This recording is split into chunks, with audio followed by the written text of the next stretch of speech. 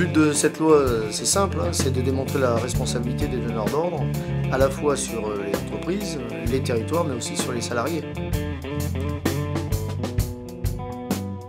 C'est valable chez vous, mais là où c'est encore plus criant, c'est dans le secteur aéronautique. Et on voit bien, par exemple, que Airbus ou des boîtes comme ça, à la limite, exactement le même scénario. C'est même eux qui créent des fonds d'investissement qui sont destinés à mettre en place les sous-traitants. Donc ils mettent l'argent au départ, mais en même temps, ils ne sont pas impactés si d'aventure il y a une baisse d'activité. C'est le dépôt de bilan. Moi, j'ai vu 2 dépôts de bilan dans une boîte de l'aéronautique. C'est exactement ce cas de figure.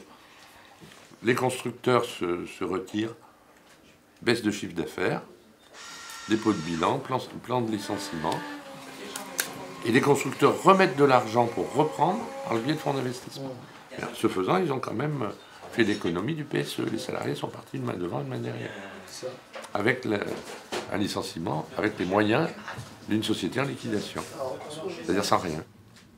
Globalement, ce qu'on veut, c'est affirmer la responsabilité des donneurs d'ordre sur la vie ou la mort des entreprises et leur responsabilité vis-à-vis des salariés. Aussi la responsabilité vis-à-vis du territoire sur les obligations de revitalisation, puisque les choix stratégiques qu'ils mettent en place, qui eux sont stratégiques pour eux, enfin, sont destructeurs pour les territoires.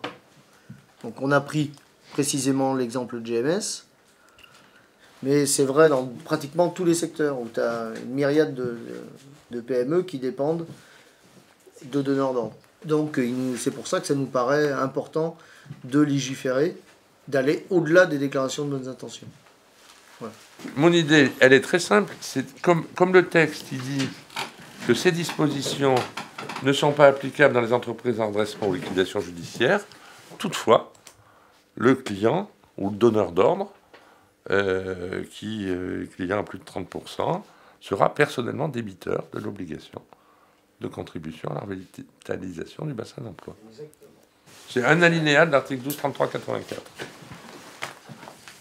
Les 2 petits bouts de loi de rien qui permettent de dire premièrement que les clients uniques sont responsables de la contribution à la réactivation du bassin d'emploi et que deuxièmement, dans le cadre d'un PSE fait par un sous-traitant, ils sont solidairement responsables des moyens du PSE, lesquels devront être appréciés à l'aune des moyens du donneur d'ordre et non pas du sous-traitant.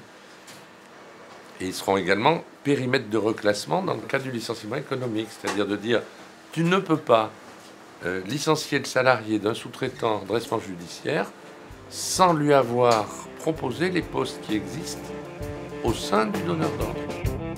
Donc c'est quelque chose de concret, il va falloir qu'ils nous donnent leur avis, et s'ils ne la signent pas, il va falloir qu'ils expliquent à la population pourquoi ils ne la signent pas. Donc on fait notre devoir de citoyen.